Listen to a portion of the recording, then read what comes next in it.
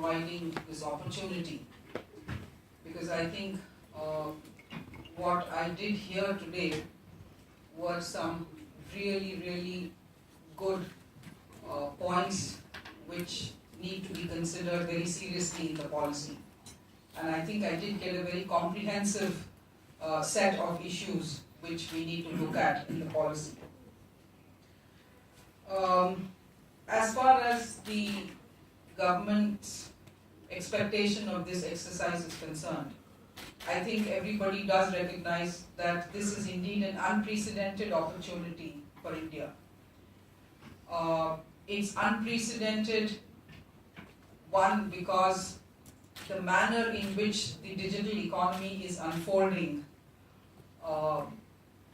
nobody could have anticipated the kind of appetite for new technologies and new services that Indians seem to have. And although we are a big market in terms of the size, I think in many areas growth has actually been far more robust than even initially expected. I do take on record a few points that were made. Are there some slowdowns happening in some of these areas which are a little premature, and we really need to very seriously look at those areas if there is indeed a slowdown. But I, for one, firmly believe that if we get the regulatory environment right on telecom, I think this is a very robust growth market for many years to come. Yeah. Absolutely. One, because we have a huge deficit of both economic infrastructure and social infrastructure. And the only way in which we can actually fulfill the aspirations of 1 billion Indians is through the telecom industry. Because for us in India, the mobile has moved far beyond being a mere utility. It is in fact, I think, something that is vital, whether it is in terms of accessing governance, in terms of accessing livelihoods, whether it is somebody right at the top of the economic pyramid or somebody at the bottom of the economic pyramid. I think it is, providing critical access and linkages to economic livelihoods and markets. And thirdly, it's also become a vital social necessity, because Indians, more than any other race, are actually embracing these new platforms. Along with that, we've also seen that both these industries, the telecom industry and the IT industry, have reached a level of maturity and have built deep capabilities which give us the optimism that we can move to a much higher level if we were to actually leverage the business capabilities that are there, the technological capabilities that are there, the R&D and innovation capabilities that are there, and the appetites that we're seeing in terms of startups. So I think here Chetan referred to this study of Deloitte. And I mean, if we just look at it, I don't think there's any other country in the world where we're saying that 3.3% of GDP came from the internet and mobile economy in India in the recent past. For the global average is 1/3 of that. So I think that is something very significant. Again, the fact that a 17% growth in internet actually contributed $100 billion USD. I mean, let's look at the IT industry. It has taken the IT industry almost 25 years to get to the size of a $150 billion industry. And if the internet economy is today contributing 100 billion, I think it really means that there are paradigmatic changes that are happening. So clearly the telecom industry is a game-changing industry.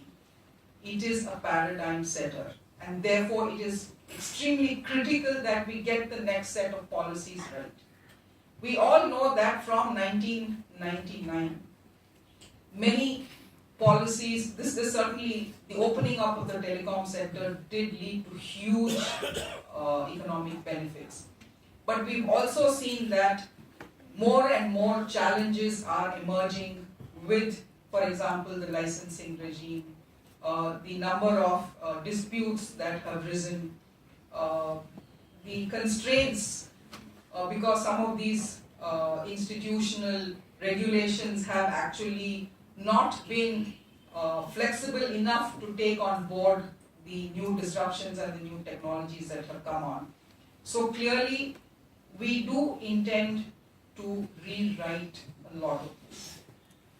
And we do look forward to your very significant inputs on how this has to be rewritten. So whether it is licensing reform, whether it is ease of doing business, whether it is allowing new technologies to be experimented on a large scale, whether it is encouraging manufacturing in this sector, encouraging R&D. So all these, I think we will be trying to chart a new path. I do not know at this stage to what extent the existing legacies will actually be a bottleneck. But our endeavor will be to break free and to actually look at enabling the new paradigm, which will then become or provide the platform for larger growth. And I think all of us recognize two important changes which I think I must thank Upal for flagging. One is that we must move away from the mindset of saying we allow to saying how do we enable. And I think therefore we will endeavor to say upfront in the policy. The second is to look at the overall economic benefit and not at the narrower issue of revenue yields. I do think we will hope to set this out right there up front as the cornerstones of the policy, so that we will be able to unlock much more value than we have done in the past. For this, I think we will be reaching out to industry, because what we intend to do this time along with the policy is to actually put out 2 or 3 white papers, so that the policy will be on a very robust footing, and we would have done enough due diligence to be able to advocate this paradigm change. So that will also provide the international and global context in which the policy is set. We do recognize, for example, that we need a rationalization of taxes and levies on the sector. But we need robust grounds on which we can propose the new structures, etc. So we will be reaching out to you in industry. Now, what should the policy do? I think first of all, the policy must provide in 1 or 2 easily understandable and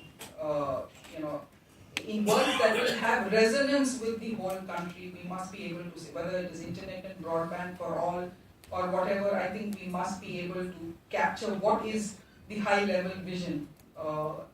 Then we must be able to actually provide a clear roadmap so that we can benchmark the kind of progress that we are making, and then spell out what will be the roles of the stakeholders and how government policy will not allow but will actually enable each of these stakeholders.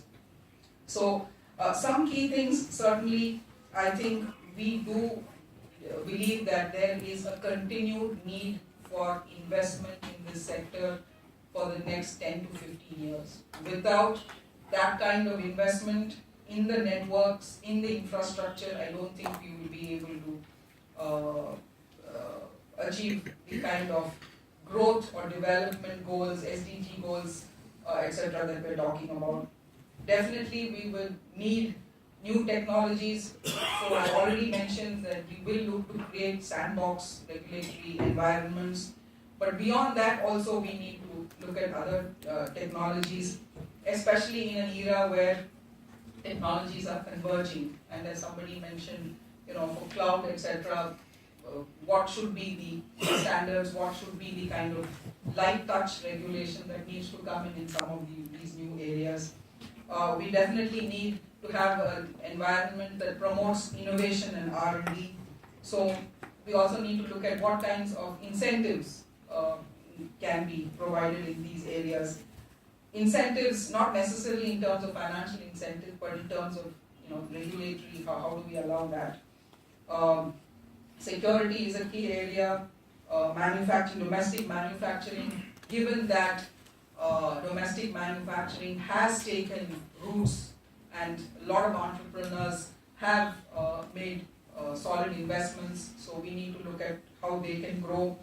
As I said, ease of doing business will be one of the big focus areas of the policy, because we do know that over the years, there have been many rigidities and inflexibilities which have crept into the system. So we need to completely look at how we can do things differently. So I think that one of the things is also that we would need to bear in mind is that given the rate at which technology is changing, any new policy must not, replacing one set of rigidities with another set of rigidities would be completely the wrong thing to do. Yeah. And we have to keep in mind that there will be lots more disruption, and I think nobody can really foretell what are the kinds of challenges that these new technologies will throw up.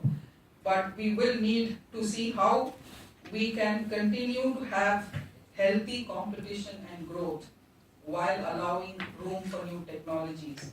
But also keeping in mind that there are people out there who have taken risks and made investments. So we have to walk a fine line between the two. I'm not going to go into all the points that were mentioned, but I must say that I don't think there was a single one that was not relevant or that did not have a lot of significance in the context of the new policy. So I have taken notes, and we will look at that. In terms of closing remarks, I just want to say that I think the government and the industry will have to speak in one voice and on the same page when we advocate this policy, because this is going to be an ambitious policy. We are trying to break a lot of old ground. So that is possible only if the ownership of the policy is very widely shared, and all of us as stakeholders commit to that. So I will solicit and look forward to your co-ownership of this policy, as I will look forward to your being co-creators of this policy as much as the government would be a creator of this policy. So thanks very much. I will certainly, this is the first interaction, but I'm sure that we will have many more focused interactions. And I do not see any reason why we should not be extremely ambitious in terms of our policy, because already this industry has achieved so much. And it's our duty to tell the government that we can do so much more, provided we get this kind of regulatory environment. So I'll stop at that.